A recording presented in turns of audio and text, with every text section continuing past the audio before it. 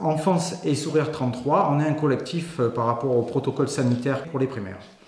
Donc tout d'abord, il faut repartir sur la base que les enfants sont peu contaminants et peu contaminés et ce n'est pas une maladie pédiatrique. Alors c'est pas moi qui le dis, hein. Vous allez sur la Société française de pédiatrie, ils le confirment et ils le reconfirment, c'est pour ça qu'ils veulent absolument que les écoles restent ouvertes, ils ont raison. Et ils expliquent bien aussi que les variants ne sont pas plus contaminants chez les enfants. On le voit bien depuis qu'on nous a fait peur en janvier avec les variants anglais et autres, il n'y a pas eu de vague supérieure chez les enfants de contamination. Donc bon, le ministre de la Santé, M. Véran, bien sûr, l'a reconfirmé qu'ils étaient peu contaminants.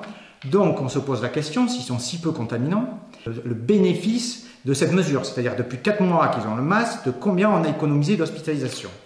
Donc là, on aimerait bien revenir sur quelques chiffres. On est en Gironde, on est 1 700 000 Girondins, et quand je vois donc, mettons, les cas de réa, c'était 81 personnes en réanimation en Gironde sur 1 700 000 habitants. Waouh! On se dit, bon, l'hôpital est vraiment sous-dimensionné pour être voilà, en phase critique. Sur le point épidémiologique de Santé publique France, hein, toutes les semaines qui paraît, vous pouvez aller voir, le taux d'incidence chez les 0-14 ans, c'est le plus faible. Il représente 0,2% des hospitalisations quand même. Et il y a en pourcentage 0 mort donc chez les 0-14 ans. Il y a eu apparemment 4 morts mais avec comorbidité. Donc c'est en dessous de 0%. Donc ce n'est pas une maladie pédiatrique. Alors si ce n'est pas une maladie pédiatrique, pourquoi on prend autant de mesures? Il y a quand même 500 à 600 enfants qui meurent de cancer malheureusement. Et là on n'en entend pas parler alors que je pense qu'il y aurait de l'énergie à mettre pour comprendre. Deuxième chose, donc géographiquement, nous sommes en Gironde, est-ce que c'est bien justifié? Vous allez sur le dernier point épidémiologique, par rapport aux hivers précédents, il n'y a pas plus de morts, là, nous sommes mi-mars 2021, que les années précédentes. Donc, on se dit, c'est quand même troublant d'imposer autant de mesures restrictives à des si petits. Ensuite, on va quand même attaquer les effets, parce que bon, les bénéfices, ils n'ont pas l'air très grands, hein. Moi j'attends toujours le nombre de diminutions d'hospitalisation. Mais on va parler surtout des effets sur la santé, parce que en voulant sauver d'autres, on abîme nos enfants quand même. Donc, ils nous expriment qu'ils ont des maux de tête, qu'ils enlèvent les lunettes parce qu'il y a de la buée, que comme ils ont chaud, etc., ils ont envie de respirer, qu'ils se cachent pour respirer. Quand même étonnant, hein. Moi j'ai jamais appris à ma fille à gruger, comme on pourrait dire. Donc juste pour respirer, elle est obligée de se cacher ou de boire de l'eau, comme ça au moins elle peut enlever le masque. Donc, ce cumul d'écoles anxiogènes, pour nous, fait qu'on commence à mettre en danger et à abîmer nos enfants pour sauver qui et quoi et comment, on a du mal à le comprendre. Passons aux idées reçues. L'adaptation chez l'enfant, de manière générale, à tout propos, est une illusion. Depuis toujours, les enfants donnent l'illusion de s'adapter à ce que l'on leur impose. L'enfant a en effet appris à obéir, de manière à répondre parfaitement aux attentes des adultes. Il est rare que l'enfant identifie clairement ce qui est douloureux ou difficile à vivre dans sa vie. Donc les enfants, quand ils disent « ça se passe bien », mais qu'ils commencent à avoir des migraines, mal au ventre, etc., il y a quand même des questions à se poser. Les parents n'ont pas forcément la clé pour faire le lien entre symptômes et une situation anxiogène. Mais il y a pire que la somatisation, il y a la résignation. Donc ce bout de tissu leur rappelle sans cesse que la maladie est présente tout autour d'eux. Et c'est ça qui est très anxieux pour eux, en fait. C'est le symbole. Les chirurgiens portent le masque pendant 12 heures en salle d'opération et ça ne leur pose pas de problème. Déjà, comparer un adulte qui a fini son développement à un enfant, c'est quand même un petit peu déplacé. Deuxième chose, je ne suis pas sûr qu'un chirurgien opère pendant 10 heures en continu, que par contre les enfants avec le périscolaire portent le masque plus longtemps que les adultes, ça c'est une certitude. Et un chirurgien, je ne suis pas sûr qu'en bloc opératoire, il court. Nos enfants courent avec le masque. Je fais mon footing sans masque, nos enfants courent à la récréation avec le masque.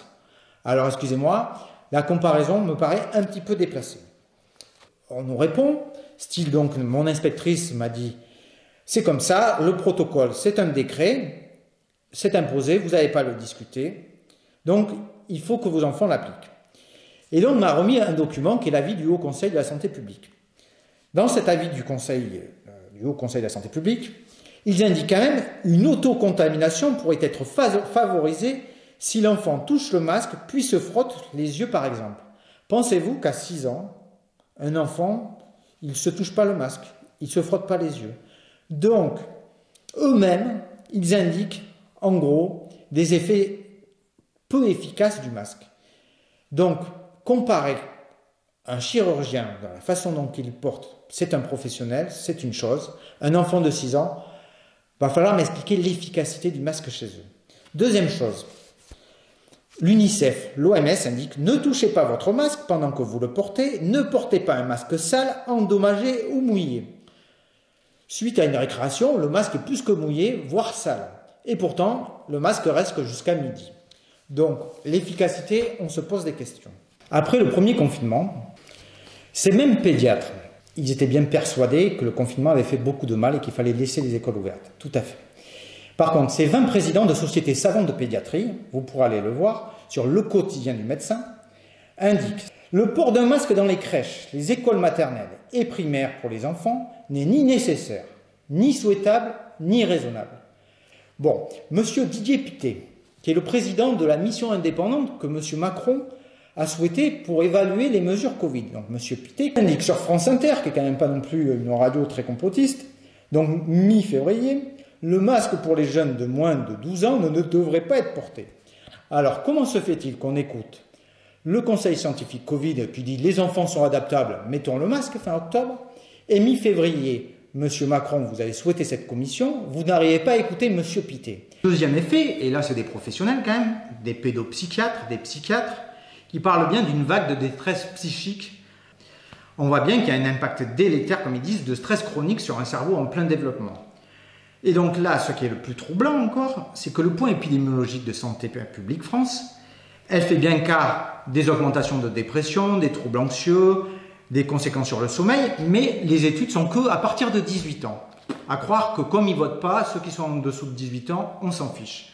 Donc là, nous, on demande que réellement, on étudie les conséquences de ces protocoles sur la santé psychique des enfants.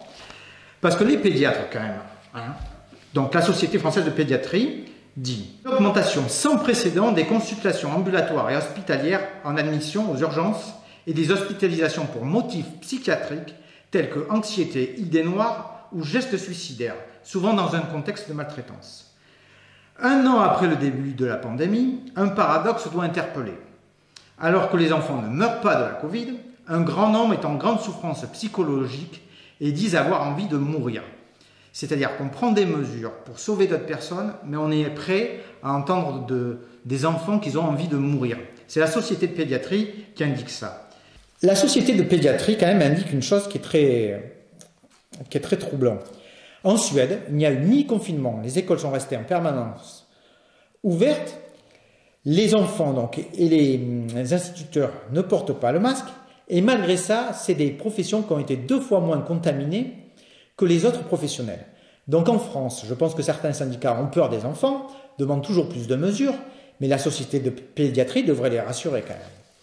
Alors nous, ce qu'on demande, collectif, et on n'est pas le seul, hein, il y en a dans tous les départements, et au niveau national, on est regroupés, à chaque mesure, ça serait bien quand même d'étudier la distanciation, le masque sur les professeurs, le masque sur les écoliers, une restauration rapide, pas de sport en salle.